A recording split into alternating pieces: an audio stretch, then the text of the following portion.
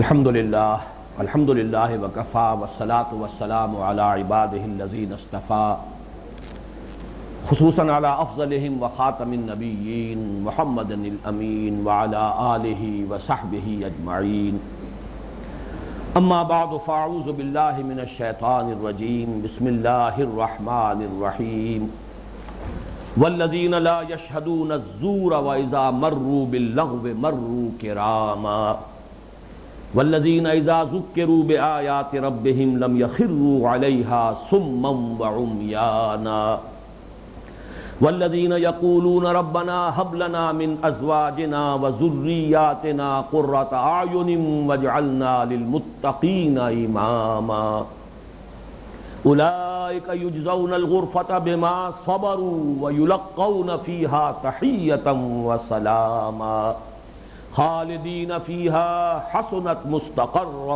ومقاما قل ما یعبأ بکم ربی لولا دعاؤکم فقد کذبتم فسوف یکون لزاما صدق اللہ العظیم رب اشرح لی صدری ویسر لی امری واحلل عقدۃ من لسانی یفقہوا قولی اللہم ربنا الہمنا رشدنا واعذنا من شرور انفسنا اللہم ارنا الحق حقا وارزقنا اتباعہ وارنا الباطل باطلا وارزقنا اجتنابہ آمین یا رب العالمین۔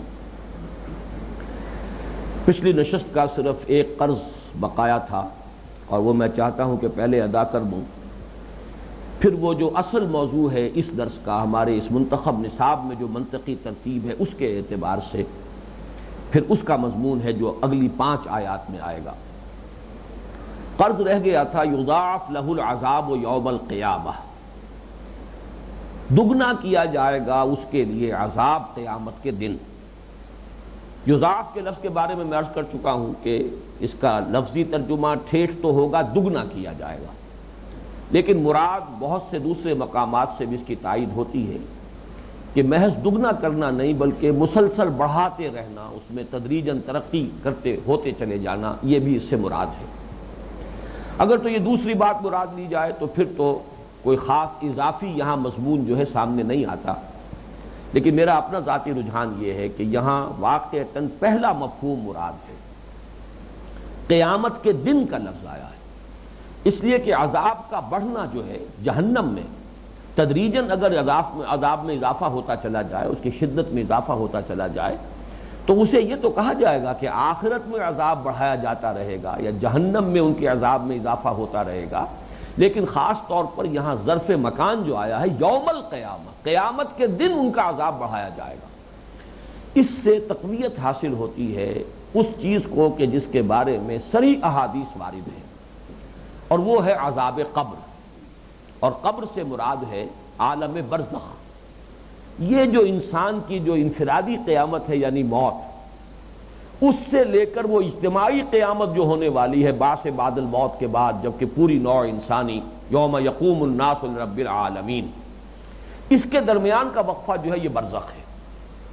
اس برزخ کے لیے علامت لفظ قبر استعمال ہوتا ہے۔ قبر کے معنی لازماً یہ قبر نہیں ہے جو مٹی کا ایک گڑھا ہے، مٹی کے اندر انسان کو دفن کیا جاتا ہے، بلکہ ہو سکتا ہے کوئی شخص جو ہے دریا میں ڈوب کر مر گیا ہو اور مچھلیوں نے اس کا گوشت کھا لیا ہو، اس کے لیے کوئی قبر اس معنی میں نہیں بنی ہے، لیکن عالم برزخ مراد ہے۔ تو بہت سی صحیح احادیث سے اس کا ثبوت ملتا ہے کہ اس عالم برزخ میں بھی انسان پر ایک عکس پڑنا شروع ہو جاتا ہے اس کے آخری انجام کا۔ چنانچہ بعض روایات میں الفاظ یہ ہیں کہ ہر قبر یا جنت کے باغیچوں میں سے ایک باغیچہ ہے اور یا جہنم کے گڑھوں میں سے ایک گڑھا ہے، یا اس کی تعبیر یوں بھی کی گئی ہے کہ قبر میں کھڑکی کھول دی جاتی ہے، یا تو جنت کی طرف سے کہ ٹھنڈی ہوائیں آنی شروع ہو جاتی ہیں، یا جہنم کی طرف سے کہ آگ کی لپٹ اور لو جو ہے وہ آنی شروع ہو جاتی ہے۔ یہ تعبیرات کے مختلف انداز ہیں۔ مراد یہ ہے کہ اس عالم برزخ میں بھی کوئی کیفیت ہے کہ جس سے انسان دو چار رہے گا، اور یہ کیفیت ایک عکس ہوگی جسے آپ انگریزی میں کہتے ہیں coming events cast their shadows before. یقیناً وہ جہنم میں داخلہ تو ہوگا قیامت میں حساب کتاب کے بعد، جنت میں داخلہ ہوگا وہ بھی قیامت میں روز حساب کتاب کے بعد، لیکن اس سے پہلے اور اس کی تائید حاصل ہوتی ہے سورہ قیامہ میں جو ہم نے نقشہ دیکھا تھا کہ جب کھڑے ہوں گے میدان حشر میں اس وقت بھی لوگوں کے چہروں کے اوپر ان کا انجام لکھا ہوا ہوگا۔ وجوہ یومئذ ناظرۃ الی ربہا ناظرہ ووجوہ یومئذ باسرۃ تظن ان یفعل بہا فاقرہ۔ ابھی حساب کتاب شروع نہیں ہوا، ابھی وزن اعمال کا مرحلہ نہیں آیا، ابھی فیصلے نہیں ہوئے ہیں، لیکن پھر بھی جو شخص برے کام کر کے آیا اسے پتا ہے میں کیا کر کے آیا، لہذا اس کی اندرونی کیفیت جو ہے، اس کا خوف وہ اس کے چہرے کے اوپر جو ہے ظاہر ہو جائے گا۔ اور جو کوئی نیک کام کر کے آیا ہے اللہ تعالیٰ کے لیے، اپنی زندگی کو اس نے بھلائیوں میں لگایا ہے، کھپایا ہے، اس کے اندر ایک اطمینان کی کیفیت ہوگی، اس کا چہرہ تر و تازہ ہوگا۔ اسی کیفیت کو ضرب دے لیجئے 1000 سے، لاکھ سے، تو یہ کیفیت عالم برزخ میں بھی رہے گی، ایک نیم شعوری کی کیفیت۔ اب اس کی تفصیل میں ہم نہیں جا سکتے، وہ بدن کے ساتھ ہے یا روح کے ساتھ ہے یا جان کے ساتھ ہے، کس جگہ ہے، کس طور سے، اس تفصیل میں نہیں جانا چاہیے۔ عالم برزخ اور عالم آخرہ کے معاملات جو ہیں ان میں جس درجے ہمیں بتا دیا گیا اس پر اکتفا کرنی چاہیے، لیکن چونکہ یہ بات بتائی گئی ہے اکثر لوگ اس کی نفی کر دیتے کہ قرآن میں ذکر نہیں ہے۔ میرے نزدیک یہ آیہ مبارکہ جو ہے ان احادیث، ان روایات کی تائید کرتی ہے۔ یضاعف لہ العذاب یوم القیامہ، قیامت کے دن اس کا عذاب دگنا کیا جائے، اس لیے کہ جو انعکاس ہو رہا تھا عذاب کا، جو مقدمات عذاب جو ہیں وہ اس پر وارد ہو رہے تھے اس عالم برزخ میں بھی یا اس قبر میں بھی، اب اس میں اضافہ ہوگا۔ قیامت کے دن جو ہے وہ اصل عذاب سے جو ہے اس کو دوچار ہونا ہوگا۔ تو یہ ایک ضمنی مضمون تھا اس درمیانی حصے میں اس رکوع کے، جس کی طرف میں نے اشارہ مناسب سمجھا۔ اور اب آئیے، جیسا کہ میں نے عرض کیا تھا 5 آیات پہلے تھی جن میں 4 اوصاف بیان ہوئے تھے، ایک بندہ مومن کی صحیح رخ پر تعمیر شدہ شخصیت کے اوصاف اور خصائص۔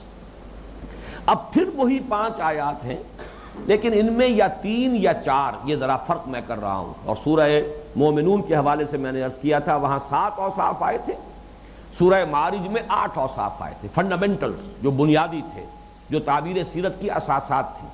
یہاں بھی 7 یا 8 اوصاف ہیں، 4 بیان ہو چکے ہیں، تواضع اور انکسار، حلم اور وقار اور حکمت اور تہجد اور قیام اللیل اور القصد فی الفقر والغنا۔ اب ان آیات میں کیا ہے نوٹ کیجئے، والذین لا یشہدون الزور واذا مروا باللغو مروا کراما۔ دیکھیے مشابہت دیکھیے، ان 5 آیات میں بھی پہلی آیت میں 2 وصف آئے تھے، وعباد الرحمن الذین یمشون علی الارض ہونا واذا خاطبہم الجاہلون قالوا سلاما۔ اب جو 5 آیات آ رہی ہیں ان میں بھی پہلی میں 2 وصف ہیں، والذین لا یشہدون الزور، زور کہتے ہیں جھوٹ، باطل، غلط کام، قول الزور، جھوٹ جب بولا جائے، بری غلط بات کہی جائے، یہ قول الزور ہوگا۔ لیکن محض زور جو ہے اس کا مفہوم بہت جو ہے وسیع ہو گیا، جھوٹی بات، باطل عمل، بری کوئی بھی انسان کی حرکت، یہ سب زور میں آئے گی۔ لا یشہدون، عام طور پر لوگ یہ سمجھتے ہیں کہ شاید اس کا مطلب ہے گواہی نہیں دیتے جھوٹی، اگرچہ وہ اپنی جگہ پر مضمون ہے اور اس کی اپنی اہمیت ہے، اس لیے کہ حدیث نبی میں آیا ہے عدلت شہادت الزور ہے۔ اب یہاں پر شہادت الزور ہے، اس کے اندر گویا کہ مضاف مضاف الیہ کی نسبت آئی ہے۔ جھوٹ کی گواہی دینا وہ برابر ہے اس کے، مساوی قرار دی گئی ہے اس کے، بے اشراک باللہ، کہ اللہ کے ساتھ شرک کیا جائے، جھوٹ کی گواہی اور جھوٹی گواہی دینا۔ لیکن یہاں ہے شہد یشہدو کا اصل مفہوم ہے موجود ہونا، شاہد کہتے ہیں جو موجود ہو۔ وہ لوگ جھوٹ پر یا جھوٹے کام پر یا باطل حرکت پر اپنی موجودگی بھی گوارا نہیں کرتے، اس درجے حمیت حق ان میں پیدا ہو جاتی ہے۔ یہ ہے وہ تعمیر شدہ شخصیت، بندہ مومن کی دل آویز شخصیت کے جو اوصاف ہیں ان میں سے، کہ اس درجے غیرت حق پیدا ہو جاتی ہے، اس درجے حمیت حق ان میں شدید ہو جاتی ہے کہ جہاں جھوٹا کاروبار ہو رہا ہو، جہاں جھوٹ کا لین دین ہو رہا ہو، جہاں جھوٹ کا قول و قرار ہو رہا ہو، جہاں جھوٹ گھڑا جا رہا ہو، وہاں وہ اپنی موجودگی بھی گوارا نہیں کرتے، ان میں اس درجے بیزاری پیدا ہو جاتی ہے جھوٹ سے۔ وَإِذَا مَرُّوا بِاللَّغْوِ مَرُّوا كِرَامًا، اور جب وہ ان کا گزر ہو جاتا ہے لغو پر، اس لغو کی بحث ہو چکی ہے سورہ مومنون میں، وَالَّذِينَ هُمْ عَنِ اللَّغْوِ مُعْرِضُونَ، وہ لوگ کہ جو لغو سے اعراض کرتے ہیں، اجتناب کرتے ہیں۔ لغو کہتے ہیں اس شے کو کہ جو بے معنی ہو، لا یعنی ہو، جس سے نہ دنیا کی کوئی ضرورت پوری ہو رہی ہو اور نہ آخرت کا کوئی نفع حاصل ہو رہا ہو، وہ لغو ہے۔ معصیت نہیں، لغو، لغو اس کو کہیں گے جو گناہ نہیں ہے، معصیت نہیں ہے، لیکن یہ کہ اس سے نہ تو دنیا کی کوئی ضرورت پوری ہو رہی ہے ضروریات دنیا میں سے، اور نہ ہی کوئی آخرت کا نفع حاصل ہو رہا ہے، کوئی ثواب حاصل ہو رہا ہے، کوئی اجر ہے، وہ لغو ہے۔ تو ان کا لغو کا ارادہ کرنا تو بہت دور رہا، بالارادہ لغو کا ارتکاب کرنا، لغو کا قصد کرنا، خود ارادہ کر کے کسی لغو کام میں شامل ہونے کے لیے جانا، یہ تو سوال ہی نہیں۔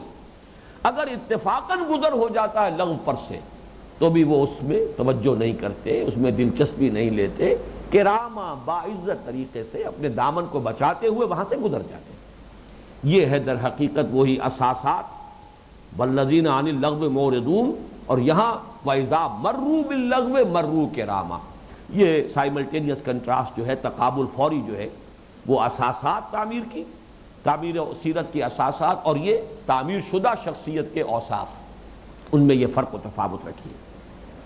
اس کے بعد فرمایا وَالَّذِينَ إِذَا ذُكِّرُوا بِآيَاتِ رَبِّهِمْ لَمْ يَخِرُّوا عَلَيْهَا صُمًّا وَعُمْيَانًا، اور وہ لوگ کہ جب انہیں یاد دہانی کرائی جاتی ہے ان کے رب کی آیات کے ذریعے سے تو نہیں گر پڑتے ان پر اندھے اور بہرے ہو کر۔ یہ آیت جو ہے یہ پھر میں عرض کروں گا کہ یہ اس کے ساتھ جوڑ دی جائے کہ جو اس سے پہلے آ چکی ہے وَالَّذِينَ لَا يَدْعُونَ مَعَ اللَّهِ إِلَٰهًا آخَرَ وَلَا يَقْتُلُونَ النَّفْسَ الَّتِي حَرَّمَ اللَّهُ إِلَّا بِالْحَقِّ وَلَا يَزْنُونَ۔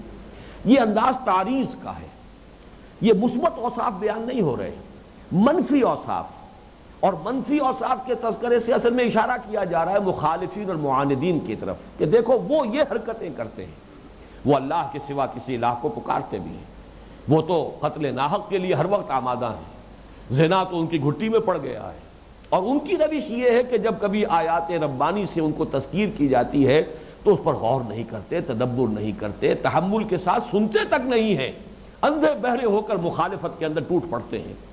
وَالَّذِينَ إِذَا ذُكِّرُوا بِآيَاتِ رَبِّهِمْ لَمْ يَخِرُّوا عَلَيْهَا صُمًّا وَعُمْيَانًا، اللہ کے نیک بندے ایسے نہیں ہیں۔ یہ تعریض کا انداز ہے، طنز کا انداز ہے، یہ مثبت انداز بیان ان لوگوں کے خصائص کے ضمن میں نہیں، یہ ہے وہ مفہوم کے جو عام طور پر لیا گیا ہے۔ لیکن میرے نزدیک یہاں ایک پہلو ہے مثبت بھی، اور وہ مثبت پہلو یہ ہے کہ یہاں اشارہ کیا جا رہا ہے کہ اللہ کے یہ نیک بندے جو ہیں یہ اللہ تعالیٰ کی آیات پر تدبر کرتے ہیں، اور یہ ماننے کے اندر بھی، ماننے کے انداز بھی دو طرح کے ہیں، ایک جسے آپ بلائنڈ فیتھ کہتے ہیں، وہ بھی بہرحال مطلوب شے ہے، اندھا ایمان، اندھا یقین، وہ بھی بہت مفید شے ہے، لیکن ایک وہ فیتھ ہے جو علی وجہ البصیرت ہو، تدبر کے ساتھ ہو، تفکر کے ساتھ ہو، جس کے لیے کہ سورہ صاد کی آیت نمبر 29 میں الفاظ آئے ہیں کتاب انزلناہ الیک مبارک لیدبروا آیاتہ ولیتذکر اولو الالباب۔ تو در حقیقت یہاں پر ایک منفی اسلوب میں ایک مثبت جو ہے وصف وہ بیان کیا جا رہا ہے۔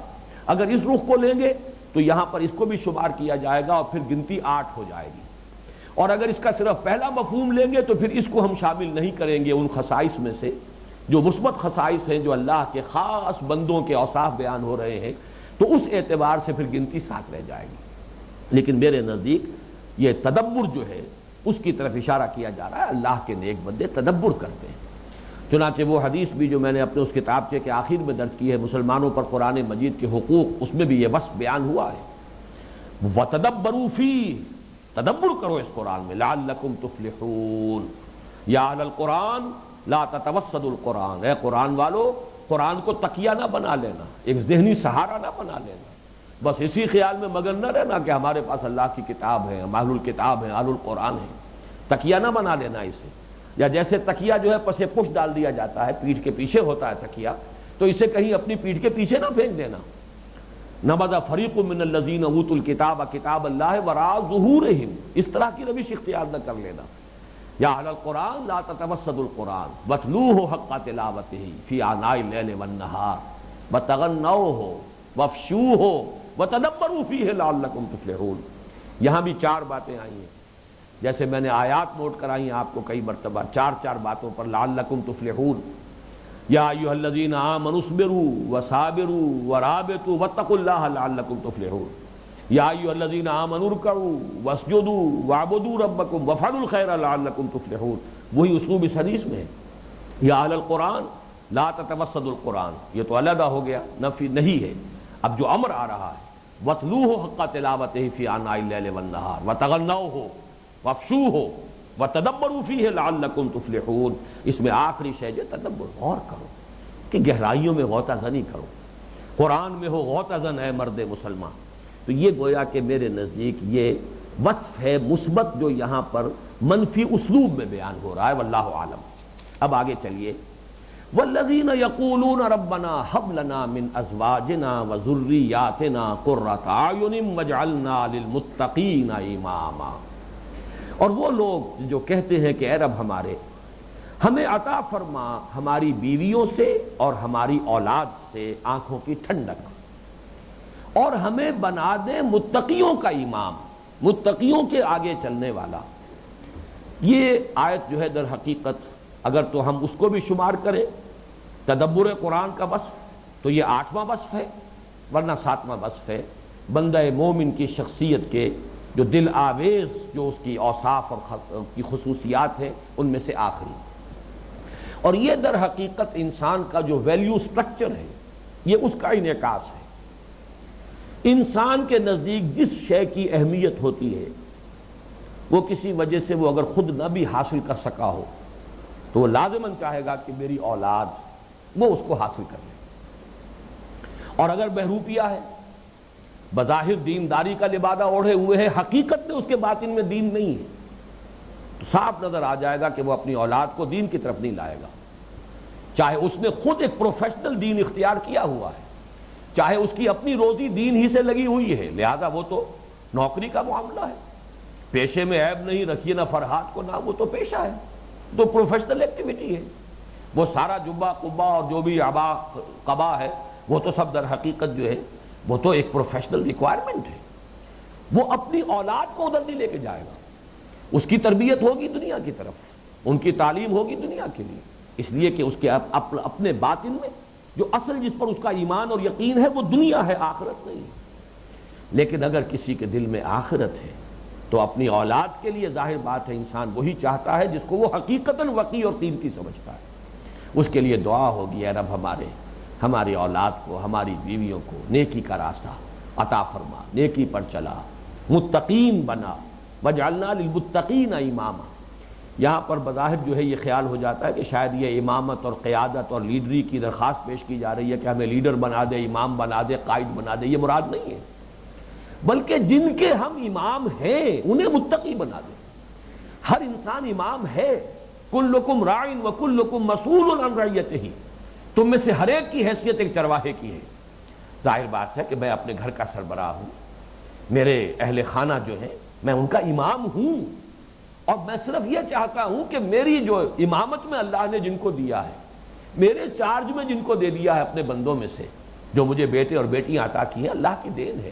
اللہ نے انہیں میرے چارج میں دیا ہے، وہ میرے پاس اللہ کی امانت ہے. ان کے بارے میں یہ خواہش کہ وہ متقی ہوں. اس لیے کہ اس کا نقشہ کھینچا گیا، قیامت میں یہی حال ہوگا. انسان چلے گا تو ظاہر بات ہے اس کے پیچھے پیچھے اس کی اولاد آ رہی ہوگی. اب ایسے بھی لوگ ہوں گے کہ جن کے پیچھے اولاد ہوگی، متقی ہوں گے اور وہ اللہ کے نیک بندے ہوں گے. حضرت مجدد الفسانی رحمۃ اللہ علیہ جب چل رہے ہوں گے تو پیچھے ان کے چاروں بیٹے جو آ رہے ہوں گے علم میں اور طریقت میں، انہی کے نقش قدم پر، چاروں اپنی جگہ امام ہیں. شاہ ولی اللہ دہلوی رحمۃ اللہ علیہ جب میدان حشر میں آئیں گے تو کس شان سے آئیں گے؟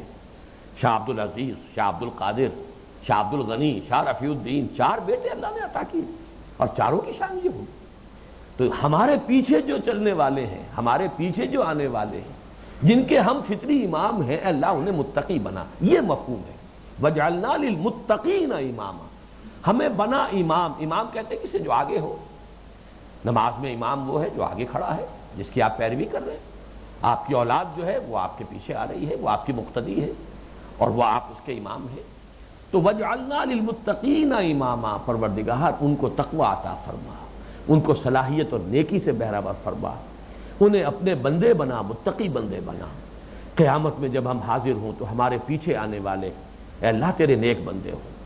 یہ ہے در حقیقت دعا. اور یہ آرزو اگر ہے تو انسان کے اپنے اندر ایمان ہے، اور اگر یہ آرزو نہیں ہے تو اس کا اپنا باطن ایمان سے خالی ہے. اس کا یہ نتیجہ تو نہیں نکلتا کہ لازماً آپ حکم لگانا شروع کر دیں کہ اگر کسی کی اولاد اس رنگ میں نہیں ہے تو اس کا منطق ہو سکتا ہے کہ شخص نے اپنی سی کوشش کی ہو اور وہ ناکام ہو گیا ہو. اس کا امکان موجود ہے. انبیاء کا معاملہ بھی اگر ہے کہ ظاہر بات ہے حضرت نوح علیہ السلام کے 4 بیٹے تھے، 3 ایمان لائے، چوتھا نہیں لایا. اس میں حضرت نوح کا کوئی قصور نہیں ہے. لیکن بائی اینڈ لارج اصول یہی رہے گا، ایکسیپشنز پروو دی رول. استثناءات سے جو قاعدہ کلیہ ہوتا ہے وہ ثابت ہوتا ہے، وہ اور مزید مؤکد ہوتا ہے. تو ایکسیپشنز کا معاملہ علیحدہ رہے گا، عام قاعدہ وہی رہے گا. تاہم اس کی بنا پر کسی فرد پر کوئی حکم نہ لگا دیجئے، کوئی فتویٰ نہ دے دیجئے. اصول کی حیثیت سے اسے سامنے رکھیے. قاعدہ کلیہ یہی رہے گا کہ ایک شخص کے اصل باطن کو اگر جھانکنا ہے تو اس کی اولاد کو دیکھ لو. جو کچھ وہ اندرونی طور پر حقیقتاً ہے، بائی اینڈ لارج بالعموم وہی کچھ اس کی اولاد آپ کو نظر آئے گی. جو خیر اس میں ہے اس کا انعکاس اولاد میں ہوگا، جو اس میں نہیں ہے اس کی کوتاہی بھی، اس کی کمی جو ہے وہ بھی اولاد میں نظر آ جائے. یہ قاعدہ کلیہ کے اعتبار سے، اس لیے کہ آرزو یہی وہ چیز ہے جو اگلے درس میں بھی آئے گی. سورہ تحریم جو ہے وہ ہمارا اس منتخب نصاب کا اگلا درس ہے، اس حصہ سوم کا تیسرا درس. اس میں آئے گا یا ایھا الذین آمنوا قوا انفسکم واہلیکم نارا. اہل ایمان اپنے اہل و عیال کو آگ سے بچاؤ. ہیڈ آف دی فیملی کی حیثیت سے تمہارے فرائض میں یہ بھی شامل ہے. یہ نہ سمجھو کہ بس ان کے نان نفقے ہی کی ذمہ داری تم پر ہے، انہیں کھلانا پلانا اور ان کی دنیاوی ضروریات پوری کر دینے ہی کی ذمہ داری تم پر ہے. اس سے کہیں بڑھ کر تم پر ذمہ داری یہ ہے کہ انہیں آگ سے بچاؤ. یا ایھا الذین آمنوا قوا انفسکم واہلیکم نارا وقودھا الناس والحجارہ علیہا ملائکۃ غلاظ شداد لا یعصون اللہ ما امرہم ویفعلون ما یؤمرون. تو معلوم یہ ہوا کہ یہ ہے وصف. اور ظاہر بات ہے اولاد کا معاملہ، کسی کے ہیڈ آف دی فیملی ہونے کا معاملہ، یہ زندگی کے آخری اس کے دور ہی میں ہوتا ہے، اور یہی آخری وصف ہے بندہ مومن کے ان تکمیلی اوصاف، اس کی اس دل آویز شخصیت کے جو نمایاں خد و خال ہیں، ان میں آخری یہی ہے والذین یقولون. دعا کرتے رہتے ہیں اے رب ہمارے. ظاہر بات ہے جو آرزو ہے، جو تمنا ہے، جو دل میں ہے، وہی دعا بن کر لب پہ آتی ہے. دعا بن کے تمنا میری. تو ظاہر بات ہے جو تمنا ہوتی ہے انسان کی وہی دعا کی شکل میں ڈھل کر انسان کے لب پر آتی ہے. تو وہ دعا کی شکل میں ان کے باطنی احساسات، ان کا جو اپنا ایک انداز فکر ہے وہ ہے جو سامنے آ رہا ہے. والذین یقولون ربنا ھب لنا من ازواجنا وذریاتنا قرۃ اعین واجعلنا للمتقین اماما اولئک یجزون الغرفۃ بما صبروا. یہ وہ لوگ ہیں کہ جنہیں بدلے میں ملیں گے بالا خانے، جنت کے بالا خانے، عالی شان گھرانے، عالی شان محل، جنات عدن تجری من تحتہا الانہار، ریزیڈینشل گارڈنز جن کے نیچے سے نہریں اور ندیاں اور چشمے بھی رواں ہوں گے، ان کو بدلے میں ملیں گے. اولئک یجزون الغرفۃ بما صبروا. یہاں یہ بما صبروا جس شان کے ساتھ آیا ہے اسے نوٹ کر لیجئے. یہ صبر کا لفظ سورۃ العصر سے ہمارے ساتھ چلا آ رہا ہے. سورۃ العصر میں بھی یہی ہے آخری لفظ وتواصوا بالصبر. آیت البر میں بھی یہی تھا والصابرین فی البأساء والضراء وحین البأس. اور پھر تیسرے درس میں بھی یا بنی اقم الصلاۃ وامر بالمعروف وانہی عن المنکر واصبر علی ما اصابک. اور وہ یہ بھی پھر چوتھے درس میں بھی آیا تھا یہ وہ لوگ ہیں وما یلقاہا الا الذین صبروا وما یلقاہا الا ذو حظ عظیم.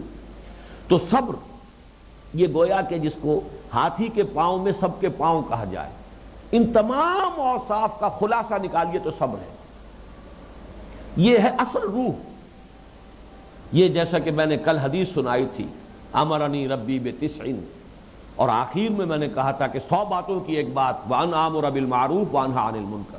میں نے کیا کہا تھا؟ نقل کیا تھا حضور کا قول مبارک امرنی ربی بتسع خشیۃ اللہ فی السر والعلانیہ وکلمۃ العدل فی الغضب والرضا والقصد فی الفقر والغنا وان اصل من قطعنی واعطی من حرمنی واعفو عمن ظلمنی وان یکون صمتی فکرا ونطقی ذکرا ونظری عبرہ وَأَنْ آمُرَ بِالْمَعْرُوفِ وَأَنْهَى عَنِ الْمُنْكَرِ.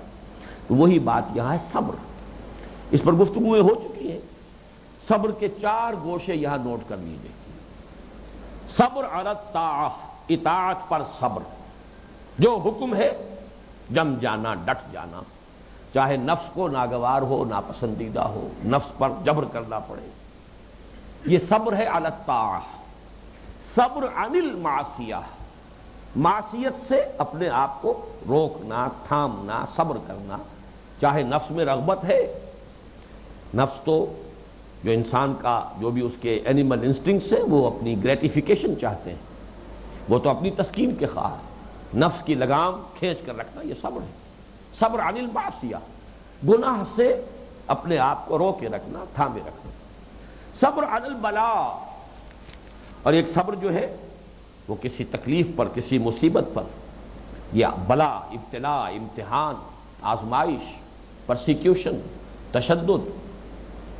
اور آخری صبر عن الدنیا، اس دنیا کے بارے میں صبر کی روش اختیار کرو. اسی کو آپ قناعت کہیں گے.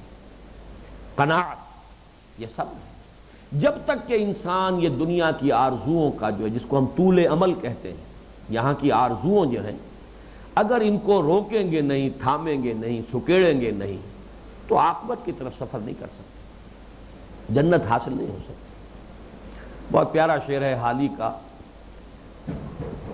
ذوف پیری بڑھ گیا، جوش جوانی گھٹ گیا، اب عصا بنوائیے نخل تمنا کاٹ کر. یہ تمنا اور اپنی جو دنیا کی آرزوئیں ہیں، جب تک اس درخت کو کاٹیں گے نہیں تو انسان جو ہے وہ صبر کی روش اختیار نہیں کر سکتا. تو یہاں یہ اس شان سے لفظ آیا ہے: اولئک یجزون الغرفۃ بما صبروا. یہ ہیں وہ لوگ کہ جنہیں جنت کے بالا خانے ملیں گے بدلے میں ان کے صبر کے عوض، جو صبر انہوں نے کیا.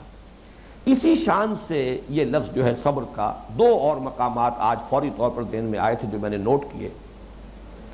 سورہ مومنون میں بھی آخر میں یہ الفاظ آئے ہیں: انی جزیتہم الیوم بما صبروا انہم هم الفائزون. بہت عجیب مقام ہے یہ سورہ مومنون کا جو آخری رکوع ہے اور آخری آیات ہے. آخری جو گفتگو ہوگی اللہ تعالیٰ کی اہل جہنم سے بھی اور اہل جنت کا بھی تذکرہ ہے. انی جزیتہم الیوم بما صبروا. اللہ فرمائیں گے ان جہنمیوں سے: میرے کچھ بندے تھے، تم ان کا مذاق اڑایا کرتے تھے، استہزاء کرتے تھے، بنظر حقارت دیکھا کرتے تھے، اس لیے کہ وہ دنیاوی اعتبار سے بڑے کم تھے. تم سردار تھے، تم چودھری تھے، تم سرمایہ دار تھے، تم دولت مند تھے، تم مترفین میں سے تھے. ہمارے ان بندوں کو تم نے استہزاء کا ہدف بنایا. انی جزیتہم الیوم بما صبروا انہم هم الفائزون. آج میں نے انہیں ان کے صبر کے بدلے یہ بدلہ دیا ہے، صبر کے عوض، کہ وہ ہیں جو کامیاب ہو گئے. تو یہ بما صبروا کا جو لفظ ہے اسی طرح سورہ سجدہ میں آیا.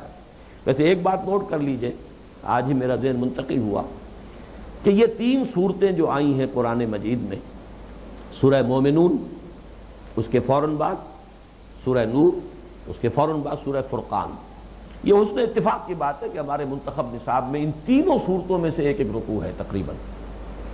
سورہ مومنون درمیان میں ہے، اس کے 9 رکوع ہیں. بالکل درمیان کا رکوع جو ہے وہ آیات نور، اللہ نور السماوات والارض، یہ 5واں رکوع ہے. 4 ادھر ہیں، 4 ادھر ہیں. ادھر پیچھے ہٹیے سورہ مومنون، ادھر سورہ فرقان. سورہ مومنون کی ابتدائی آیات، سورہ فرقان کی آخری آیات. تو یہ بڑا ایک توازن سا اور ایک سیمیٹری پیدا ہوئی ہے اس منتخب نصاب، اور یہ تینوں دروس آ چکے ہیں. سورہ مومنون کی ابتدائی آیات، یہ ہمارا درس اول تھا حصہ سوم کا.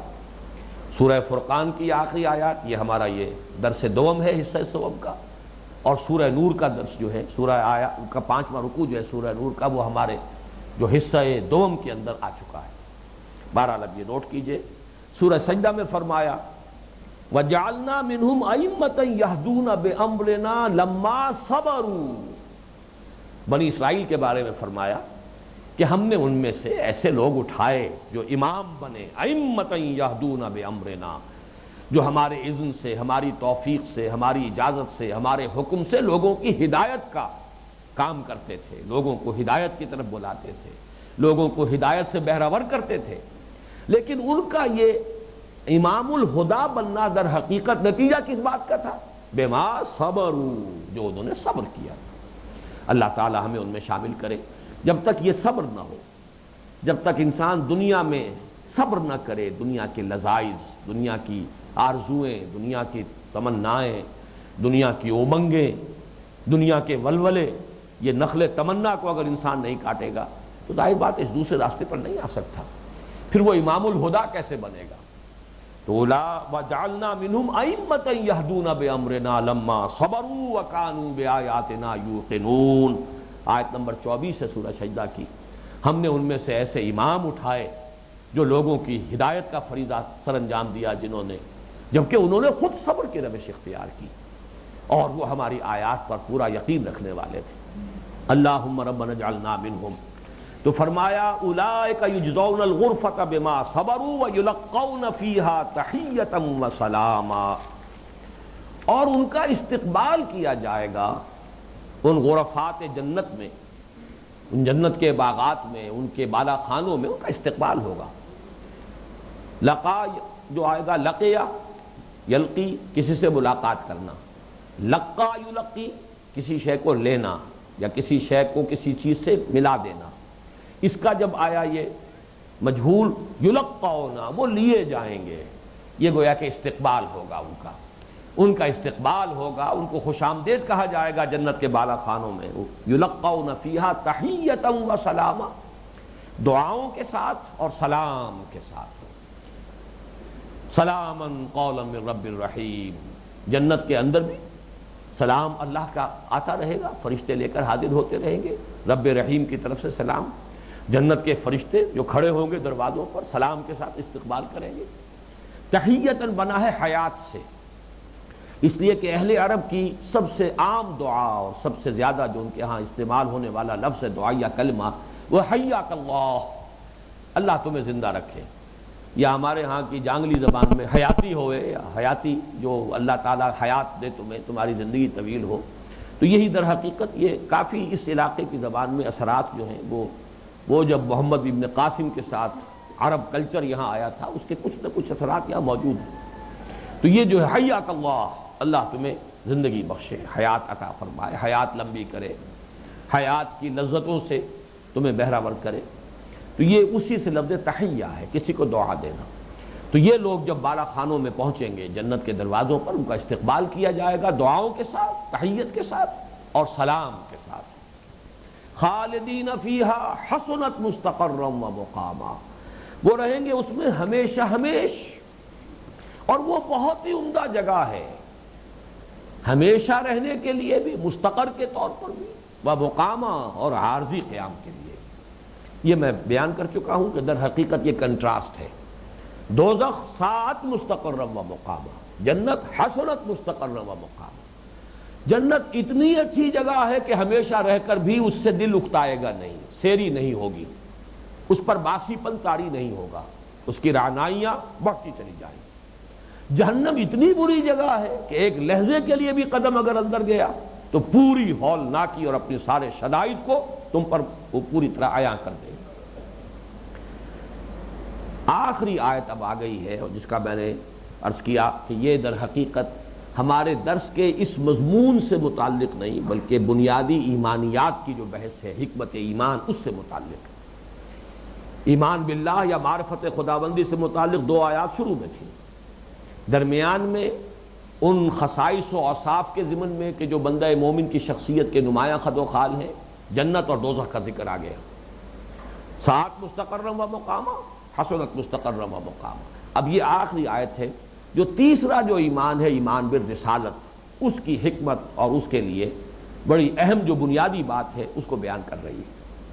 قل ما یعبأ بکم ربی لولا دعاؤکم فقد کذبتم فسوف یکون لزاما۔ اے نبی کہہ دیجئے میرے رب کو تمہاری کوئی پرواہ نہیں ہے، یا کیا پرواہ ہے تمہاری میرے رب کو۔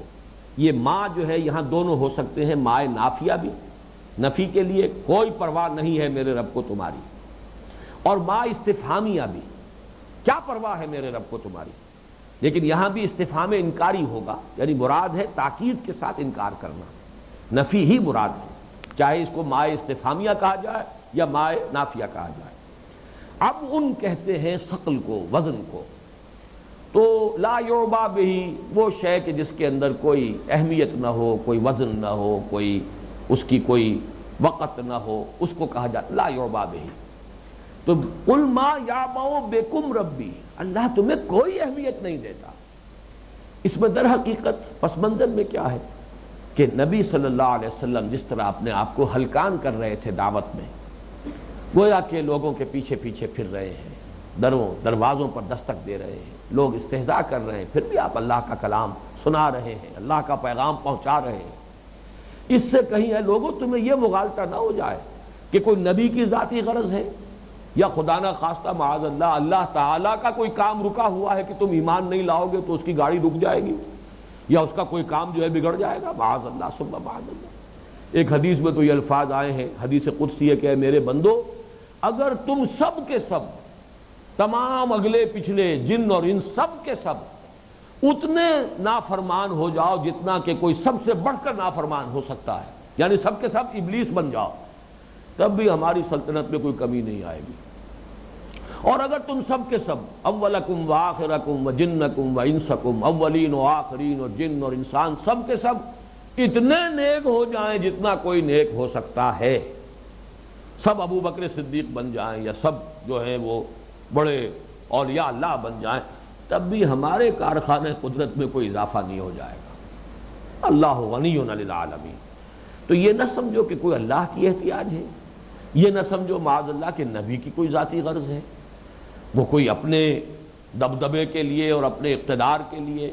ظاہر بات ہے ہر طالب اقتدار بھی محنتیں کرتا ہے، ہر جاہ کا طالب جو ہے مشقتیں کرتا ہے۔ بابر نے جیسی کچھ مشقتیں کی تھی، آخر اس کا نتیجہ تو نکل آیا، ایک سلطنت قائم کر دی، لیکن جیسی مشقتوں میں سے وہ گزرا ہے، واقعہ یہ کہ ناقابل تصور ہے۔ لیکن یہ کہ یہ سمجھ لو نہ اللہ کی کوئی غرض ہے نہ ہمارے نبی کی کوئی غرض ہے۔ قل ما یعبأ بکم ربی، یہ ساری جو بھی ان کو جو دھن سوار ہے اور وہ جو ہر وقت جو ہے یہ لگن لگی ہوئی ہے کہ کسی طرح تم ہدایت پر آ جاؤ، یہ تمہاری بہتری کے لیے، تمہاری بھلائی کے لیے۔ اور اصل بات آگے آ رہی ہے، لولا دعاؤکم، اگر نہ ہوتا تمہارا پکارنا یا تمہیں پکارنا۔